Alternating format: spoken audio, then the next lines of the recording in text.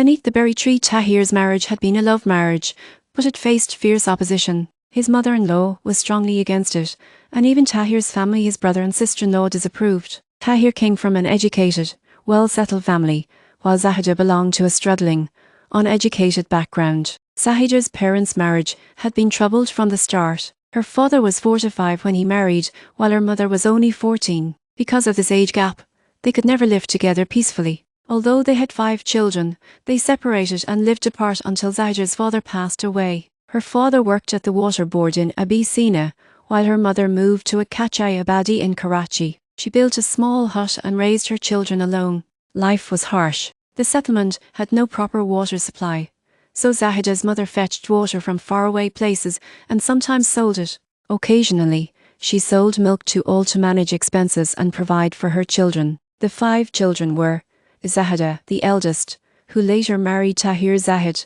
uneducated and simple Javed, who first worked as a loader in the navy, later as a conductor, and eventually sold clay stoves on a handcart. Pervez, a navy peen who also ran a small electrician's shop. Sajida, the youngest sister. After marrying Zahida, Tahir moved to Kesba colony. 3 daughters were born one after another. Later, he moved closer to his mother-in-law and rented a house nearby.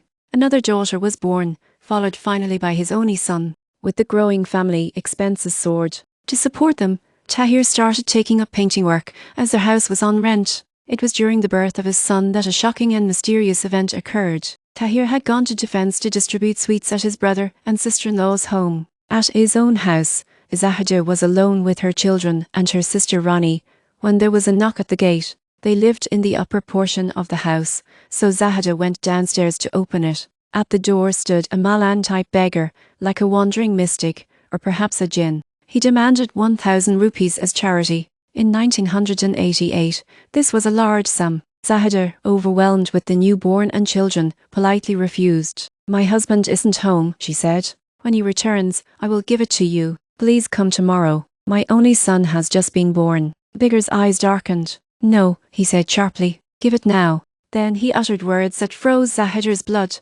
"You are in Chiller. You will fall from these stairs and injure your head. Then you will walk into the drawing room. Your neck will twist. And finally, you will lie under the shade of a tree and you will die." Exactly as he had foretold, Zahida slipped from the stairs. She was rushed to Jinnah Hospital, but doctors found no serious injuries. Everything appeared normal, yet a sense of dread hung in the air. That night, while asleep, Zahida unknowingly walked into the drawing room. Her neck twisted unnaturally. Later, she went to her mother's house, laid down on a charpai under the shade of a berry tree, and there she passed away. At the time of her death, her son Zubair was only 40 days old. Her daughters were heartbreakingly young: Noreen, 8 years old; Samreen, 6; Amreen, 4; Mareen. 2 later, it was discovered that in that same house, a pregnant woman had been murdered in a similar way. Her restless spirit, it was believed, now claimed the lives of pregnant women who entered. When 4 to 5 women died under similar circumstances, the government finally sealed the house forever. Chapter ending line: Hook, under the shade of the berry tree. The whispers of the past lingered, and the darkness that had claimed so many was far from over.